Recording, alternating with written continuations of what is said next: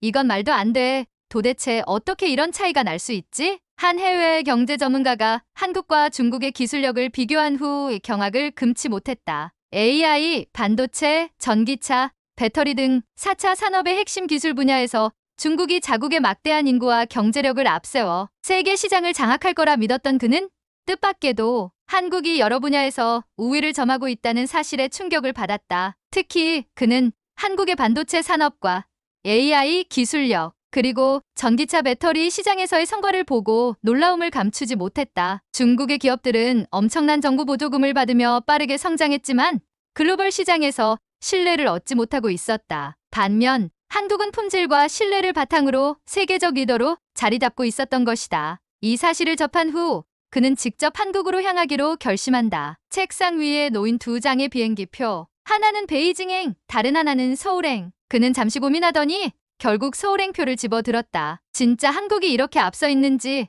내 눈으로 직접 확인해봐야겠어. 이제 한국과 중국의 진짜 기술 경쟁을 직접 목격하기 위한 그의 여정이 시작된다. 그는 처음엔 한국이 중국보다 앞서 있다는 분석이 과장된 것이라 생각했다. 중국은 전 세계에서 가장 많은 공장을 보유하고 있고 인공지능 AI 연구에 막대한 투자를 하고 있으며 전기차와 배터리 산업에서도 글로벌 점유율을 빠르게 늘려가고 있었다. 그런데 보고서를 자세히 살펴볼수록 예상과는 다른 데이터들이 눈에 들어왔다. 반도체 분야 중국은 엄청난 자금을 투자했음에도 불구하고 첨단 공정에서 한국의 삼성을 따라잡지 못하고 있었다. AI 분야에서도 중국의 딥시크 모델은 빠르게 개발되었으나 데이터 보안과 개인정보 보호 문제로 글로벌 시장에서 외면받고 있었다. 반면 한국의 네이버와 카카오, 삼성 등은 투명한 데이터, 정책과 높은 기술력을 바탕으로 글로벌 시장에서 신뢰를 얻고 있었다. 전기차 배터리 시장에서도 마찬가지였다. 중국산 배터리는 가격이 저렴하지만 품질 문제와 수명 단축으로 인해 글로벌 완성차 업체들이 점점 거리를 두고 있었다. 반면 LG에너지솔루션, 삼성 SDI, SK온 등 한국 기업들은 세계적인 자동차 브랜드와 파트너십을 맺으며 시장을 주도하고 있었다. 이게 어떻게 된 거지?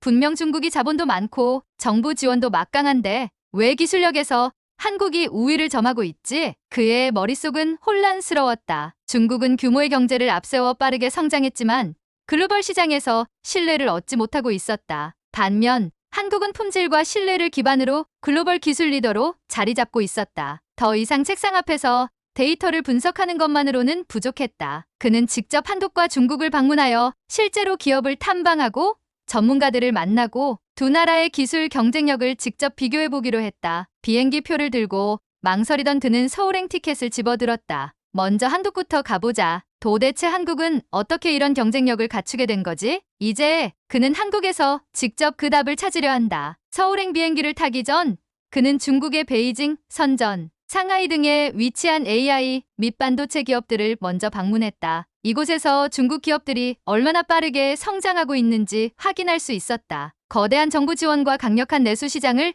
기반으로 AI 연구소와 반도체 공장이 쉴 새 없이 돌아가고 있었고 전기차 배터리 생산량도 세계 최고 수준이었다. 그러나 깊이 들여다볼수록 보이지 않던 문제점들이 드러나기 시작했다. 첫 번째 문제, 글로벌 신뢰 부족. 중국의 AI 모델 딥시크은 강력한 연산 능력과 빠른 학습 속도를 자랑했지만 데이터 보안 이슈로 인해 유럽과 미국 시장에서 규제 대상이 되고 있었다. 몇몇 기업들은 중국산 AI 솔루션을 도입했다가 개인정보 유출 문제로 법적 분쟁에 휘말리기도 했다. 두 번째 문제, 반도체의 한계. 중국 정부가 수십조 원을 투자하며 반도체 자립을 목표로 했지만 첨단 공정 기술에서는 여전히 한국과 대만을 따라잡지 못하고 있었다. 특히 극자외 선 UV, 노광 공정 기술이 없으면 최첨단 반도체를 만들 수 없는데 이 기술을 보유한 곳은 삼성과 TSMC뿐이었다. 결국 중국 반도체 기업들은 여전히 구형 공정 기술에 머물러 있었고 글로벌 시장에서 경쟁력이 떨어지고 있었다. 세 번째 문제, 전기차 배터리의 품질. 중국 배터리는 가격이 저렴하다는 강점이 있었지만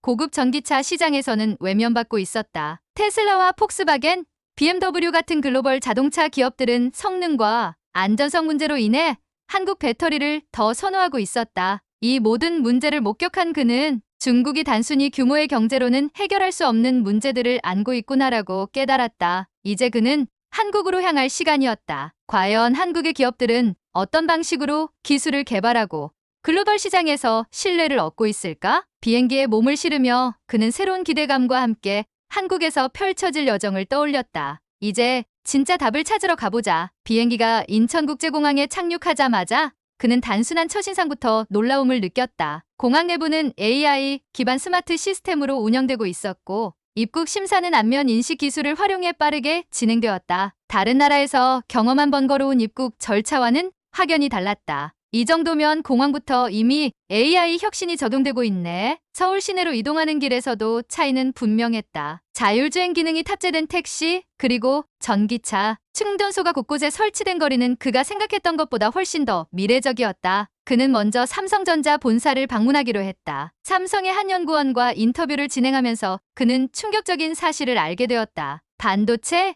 AI, 배터리, 한국의 기술 경쟁력. 반도체 삼성전자는 3나노 공정 기술을 세계 최초로 상용화하며 반도체 시장을 선도하고 있었다. 중국이 따라잡기 위해 막대한 투자를 하고 있지만 극자 외선 UV 기술의 차이로 인해 최첨단 반도체 시장에서 한국이 압도적인 우위를 점하고 있었다. AI 기술 네이버와 카카오는 글로벌 AI 경쟁에서 초거대 AI 모델을 개발하며 한국어뿐만 아니라 영어, 일본어, 프랑스어까지 지원하는 강력한 모델을 출시하고 있었다. 특히 한국의 AI 기술은 개인정보 보호와 보안에 철저해 글로벌 기업들과 협업이 활발했다. 전기차 배터리 LG에너지 솔루션, 삼성 SDI, SK온이 세계 배터리 시장의 50% 이상을 점유하고 있었고 테슬라, 포드, BMW, 벤츠 등 글로벌 자동차 회사들이 한국산 배터리를 선호하고 있었다. 중국산 배터리는 여전히 가격 경쟁력은 있었지만 품질과 안전성에서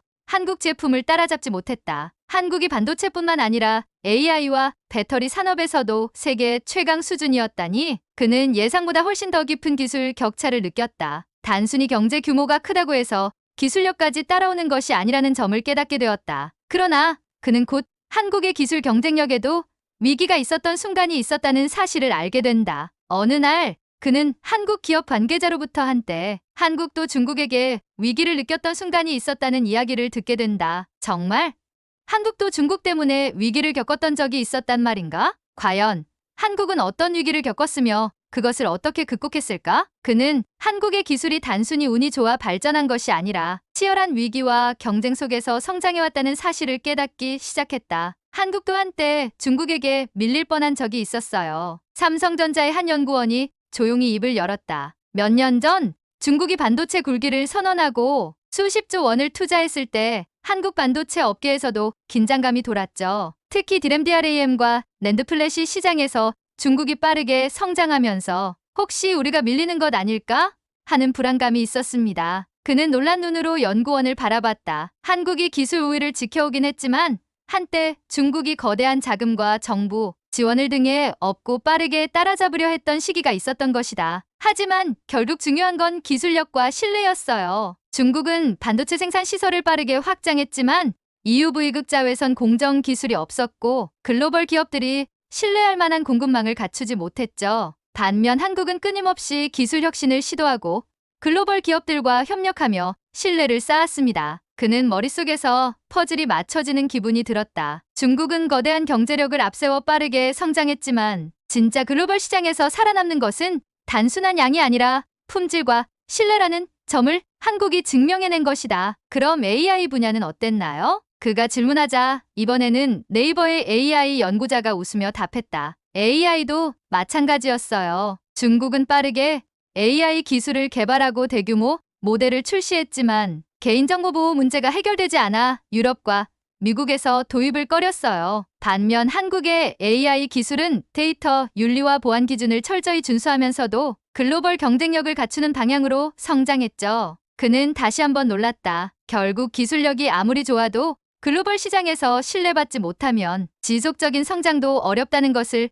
한국이 입증한 셈이었다. 그러나 이 모든 성과에도 불구하고 그는 한국이 정말 완벽하게 경쟁력을 유지하고 있는지 궁금했다. 그러던 중 그는 한국의 기술 산업이 가장 큰 위기를 맞이했던 순간에 대한 이야기를 듣게 된다. 설마 한국도 흔들렸던 적이 있었단 말인가? 한국은 과연 그 위기를 어떻게 극복했을까? 그는 서울 곳곳을 다니며 한국의 기술력에 감탄하고 있었지만 여전히 머릿속에는 하나의 의문이 떠나지 않았다. 이렇게 강력한 기술력을 가진 한국도 과거에 위기를 겪었다면 도대체 어떤 일이 있었던 걸까? 그 의문을 해결하기 위해 그는 삼성전자와 SK하이닉스의 반도체 연구소를 방문해 한국 반도체 산업의 가장 큰 위기에 대한 이야기를 들을 수 있었다. 2019년 일본의 반도체 소재 수출 규제 사태. 2019년 일본은 한국 반도체 산업의 핵심 소재인 불화수소, 포토레지스트, 플로린 폴리미드의 수출을 제한하는 조치를 내렸다. 이들 소재는 반도체 공정에서 필수적인 요소였으며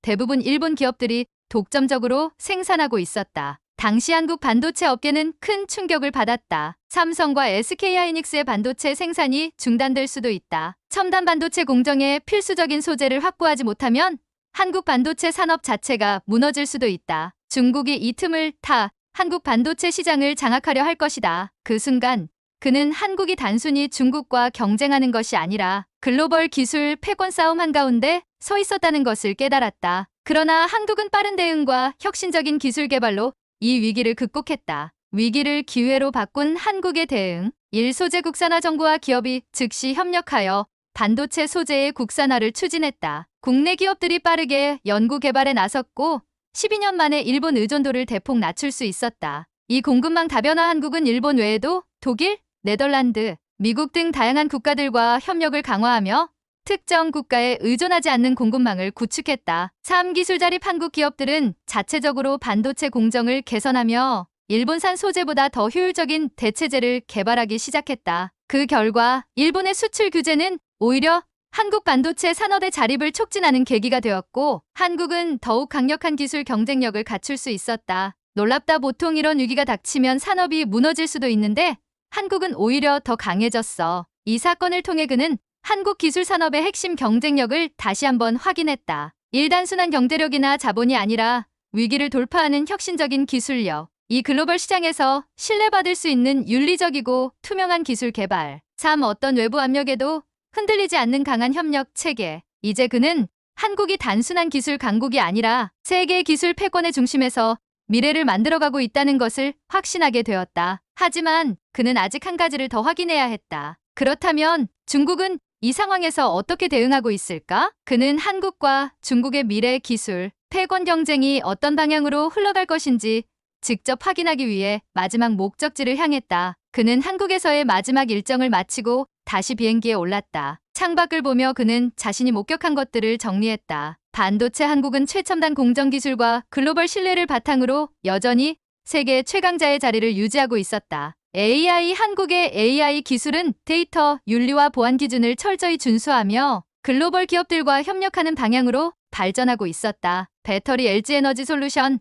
삼성 SDI, SK온이 고품질 배터리 기술로 전 세계 전기차 시장을 장악하고 있었다. 위기 대응력. 일본의 반도체 소재 수출 규제처럼 어떤 위기에도 빠르게 대응하며 더욱 강해지는 DNA를 한국은 가지고 있었다. 반면 중국은 여전히 경제적 규모와 정부 보조금에 의존하는 방식으로 기술을 발전시키고 있었다. 그러나 그는 한국과 중국의 가장 큰 차이점을 깨달았다. 중국은 단기간에 성장하는 전략을 취했지만 한국은 오랜 시간 신뢰와 품질을 쌓아가며 진짜 글로벌 리더가 되고 있었다. 그는 이제 확신했다. 21세기 기술 패권 경쟁에서 한국은 단순한 참가자가 아니라 글로벌 시장을 주도하는 핵심 국가가 될 것이라는 사실을. 비행기가 이륙하며 그는 속으로 중얼거렸다. 한국을 보면서 이제 내가 살아가는 방식도 바꿔야겠어. 그의 여정은 끝났지만 한국의 기술 혁신은 이제 시작일 뿐이었다.